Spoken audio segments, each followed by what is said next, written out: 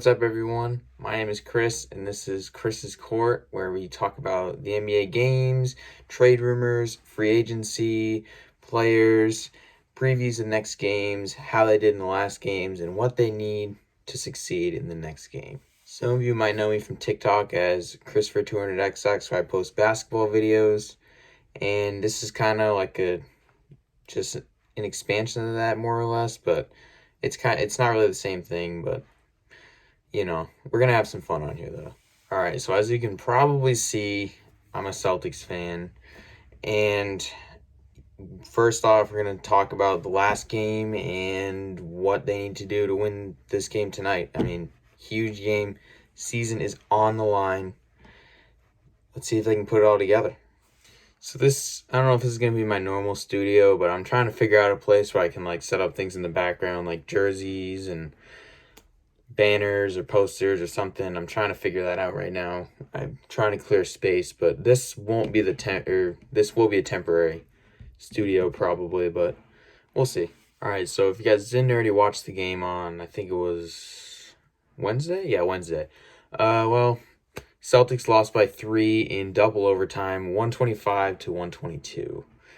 Now, I feel like, there is you can argue that the officials were not the greatest. I mean, the NBA admitted yesterday after their last 2 minutes report that they screwed up the call where OG Anunoby fouled Kemba Walker in the final seconds of regulation, which, I mean, it was pretty obvious. I'm kind of confused on why they didn't call that. I mean, it was an obvious call. I mean, he did hit him on the arm, but sorry, that was a computer. But I don't know. I think that they messed up on that one, but it is what it is. Now, with this double overtime game, that means that these guys have to play a lot of minutes, and I mean a lot of minutes. I mean, right here, I'm looking at the graph. I mean, Lowry played 53, Siakam played 54, Fred VanVleet played 50, and OG Anunoby played 49 on the Raptors. And for the Celtics, Kemba played 51, Jaylen Brown played 51, and so did Jason Tatum. But, so, I don't know. Kemba Walker needs to step up in this last game for them. I just feel like 5 points... 5 points is not going to cut it, my guy. I don't know. I mean, I feel like Marcus Smart has definitely stepped up in these playoffs. And he's definitely been a key player for them with Hayward being injured. But, I don't know. I feel like the key to the Celtics to win Game 7, Kemba Walker needs to step up. He came from Charlotte. He won. They signed him to be a leader on this team, and he can't lead him with 5 points. You know what I mean? I mean, Jaylen Brown and Jason Tatum had really good games with 31 and 29 points each. And Tice had a good game too. He had 18 points, and he was just going up for dunks. I mean, Smart was just feeding him with passes. I mean, he was on fire with the dunks the other night. But yeah, I mean, he's there, and so is Robert Williams. I feel like if they play Robert Williams, I mean, he only got 8 minutes, Robert Williams, but I feel like if they play him more, they can definitely have a better shot at winning. But he has some pretty good potential I see in Robert Williams. All right, now let's talk about the Raptors side. I mean, Lowry is just unstoppable. Sometimes, I mean, you saw it in this game. Lowry was just unstoppable. I mean, he would just pull up from three and make it look easy. I mean, the guy just kept making threes one after another, and they really couldn't stop him, to be honest with you.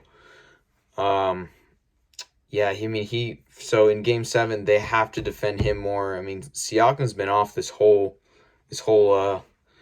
playoffs, really. I mean, he played the most minutes and only had 12 points, so I don't know. He almost made the game-winning shot at half court, but I feel like they just need to, for the Celtics, they need to defend the three-point for Toronto. Toronto is just on fire on the threes lately. I mean, you saw it in Game 3 with Anunoby hitting that shot. I mean, it was one chance and he made it, so.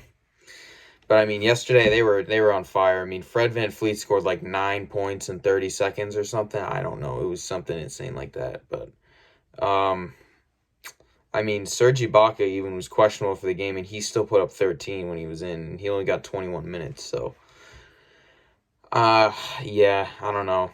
I feel like they just need to defend the three more, and that's basically what the Celtics need to do. But I mean, the Celtics also need to make their shots. I mean, they missed a lot of shots yesterday or last game.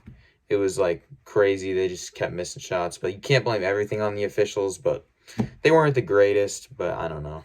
All right, now let's talk about the whole Nick Nurse situation in the corner and the controversy over that. For me, I don't think you should be allowed to do that because he was very close to the court and he was trying. It looked like he was trying to act like a player, but I can't blame him too much on that because I feel like he's. I don't know. It's not. It's a hard thing to say because he was. I don't know that he didn't get fined for it, but I feel like he should have maybe gotten a tech for it if Tatum hit him with the ball, maybe. I mean, he almost got hit right in the chest with the ball because he was right there. I mean, because he was. Tice was near. Tice was in the corner, and Nick Nurse was. It was like Tice was here, and Nick Nurse was right here. He almost got hit. I mean, I feel like he's a little close, but I mean, Brad Stevens is always he's never walking around like that. So I mean, I don't know. Should they, you know, set a rule for that? I mean, can the coaches be that aggressive? I'm not sure. What do you guys think? I don't know. To me, I don't know. He shouldn't be. I don't know. I don't really like the way he did it, but I feel like it's not the worst thing. Tatum did turn it over like twice that game, anyways, in that time span. But I don't know. What do you guys think? So, in conclusion, for the game tonight, 9 o'clock, for the Raptors, I don't know. They just need to. I mean, they've been doing a great job this series when they're in the game, but I mean, I feel like that the Celtics should have closed this off earlier, but they just can't finish the game. That's the Celtics' problem, and they need to stop Toronto from shooting threes, and they just need to stop the turnovers. The Raptors need to also play a little bit better defense, I feel like, in some scenarios. Sometimes they're like fantastic on defense, but sometimes they just can't do anything. But yeah, tonight's gonna be a great game. I'm obviously gonna watch the whole thing, but I don't know. Could this be another Denver-Utah game where it comes down to the stretch? Who knows? But I'm ready. All right, and the second part of this is we're going to talk about the Clippers versus the Nuggets series. Now, this series is I didn't think. I mean, in the first game, Denver looked really good. They beat the Clippers. I think first game, yeah. I mean, props to them, but I feel like they need to step up more. I mean, Kawhi Leonard's been unstoppable this playoff series. I mean, let me see, how many points did he have? I mean, he had 38 minutes and he had 30 points.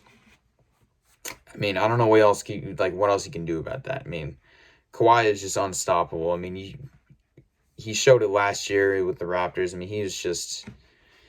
I mean, he basically he didn't carry him, but I mean, he sort of did. I mean, he was the leader on that team, but you saw it. I mean, he's a clutch guy. I mean, he hit that shot against Philly, sent him home in Game 7 last year. So, but I haven't really been watching the full game of this that much. I watched some of it, but not much. But what happened to Jamal Murray is my question. I mean, he was popping off in the series against Utah, but not as much in this series. But I think the Clippers at the beginning of these playoffs. My championship pick was the Clippers. I feel like in the regular season, Kawhi and Paul George, Paul George was injured and Kawhi was on this load management system thing. I don't really understand that, but yeah, he didn't really play as much in the regular season as I think most of us thought he would, even though he was shortened, but he still didn't play much. So I was like. But, yeah, I don't know. But I think that the Clippers will win this series. I think they will win this game tonight and close this out on Denver. I just don't think Denver's good enough. I like Denver's team. They have a great team. They got young guys like Michael Porter Jr. He's got a bright future ahead of him. But I just, they have a lot of young guys, too. They don't have much experience. They have Jokic, Jamal Murray. I mean, they do have like Paul Millsap, but I just feel like it's just not enough experience on that team. But I like where the Denver team is headed. They got a great future ahead of them. And I mean, we can talk about Denver a little bit more, I guess. I mean, I feel like I'm looking at this box score here. I mean, Jeremy Grant. I mean, come on, man. 34 minutes and 7 points. 28% field goal percentage. I don't know. I feel like he needs to step it up a little bit. I mean, Jokic had 38 minutes and 26 points. And Jamal Murray had 18 points in 44 minutes. I don't know. Michael Porter Jr. had 15 points in 33 minutes. So he was good, but I feel like these guys need to step up a little bit more if they want to beat this LA team. In my opinion, the Clippers are better than the Lakers, but it's looking like it's going to be Clippers-Lakers Western Conference Finals, which is going to be a great series. But for Denver to win this game tonight, they just need to, those guys other than Jokic need to step up. I feel like they need to help Jokic win this. But other than that, I mean, they got a great team, don't get me wrong, but I see the LA Clippers winning this game tonight. All right, in the last part of this series, or not this series, but last part of the show today is the series between the Houston Rockets and the Los Angeles Lakers. Now, the Lakers looked horrible in the seeding games. I mean, they were just awful. They had the worst offensive rating in the bubble, I think, of playoff teams, maybe, or just of all teams. I mean, they just looked terrible. I thought they had a chance to lose to Portland in the first round because of how bad they were playing, and then how like Portland was on such a run and Dame was going off. That didn't happen, but they're stepping it up now. I just don't see the Rockets being able to win this series for a couple of reasons. One, I just don't see a way how they can guard Anthony Davis. I don't know. I mean, last night they let Davis score 29, and I don't know if the small ball is going to work. I don't know, man. I just don't see it working. But I mean, they did win game 1, but that's just not enough. It's kind of like a trend in this series. The lower team wins the first game, and then the higher team just comes back and collapses them. You saw with the Magic, they beat the Bucks first game. They came back and swept them the next 4 games. And you saw it in the first series. Blazers won the first game, Lakers clean sweep. And I think it's going to happen here again. Houston won the first game, and LA won the next 3. I mean, they did almost blow it. They had a 20-point lead, and they ended up losing by 10. But I feel like the Lakers aren't. They're not too bad right now. They're in a good place, but I just feel like for the Lakers, if they want to win this championship, these other guys got to step up. I mean, they just can't have AD and LeBron carry them the whole way. It's as simple as that. I mean, Kuzma had 4 points. I mean, everybody's saying that for the Lakers to be the best team, they have had that third star, and people are pointing towards Kuzma as being that guy. But right now, Kuzma played 22 minutes and he only had 4 points, and he only took 6 shots. So I feel like, I don't know. He also should get a little bit more time in, but he's got to step up more if the Lakers want to win the championship. They're gonna win this series, but I don't see them winning. I don't see them beating the Clippers without these guys having to step up, like Kuzma, Danny Green, and guys like that. But I see the Lakers winning this series. Houston, Westbrook has been, hit or miss in this series, but also, wow, they didn't play Dwight Howard or JaVale McGee in this. Wow, I didn't even realize that. I didn't watch the game yesterday because I didn't even realize it was at 7, and I was also watching the first NFL game. I forgot. I thought it was at 9, but I guess not. It was at 7. So, but I think that the Houston Rockets, they had a great run, but I just don't see them being able to do this with the small ball lineup. I mean, PJ Tucker had 0 points. PJ Tucker had 0 points, and he played 32 minutes. He was 0 for 4 on field goals. Well, I mean, with that, I don't know, man. I just don't see them being able to win. I mean, they have PJ Tucker as their tallest guy, I believe, and they put him, or no, they have Eric Gordon on either AD or LeBron, but I just don't see them being able to do this. I don't know. But next season, you never know. They could be great, but with this one, no, they can't beat the Lakers. And that's going to wrap it up for episode 1 of Chris's Court this week. Hype for the games tonight. Denver versus LA Clippers first game, and the Celtics versus Raptors game 7. I'm really excited for that. It's going to be a great game. I just hope the officials don't mess with it at all. You know, sometimes you have a great game, but the officials they sometimes mess it up, and it's just not fun to watch if you have a great game coming down to the wire and then they mess up a call or something. But I'm excited. Also, props to the Miami Heat for beating the Bucks and going to the finals, the Eastern Conference Finals, for the first time since, I believe, 2014 was 2014. They got a great team. You know, Jimmy Butler is a great leader on that team. You know, you have Bam, breakout season this year.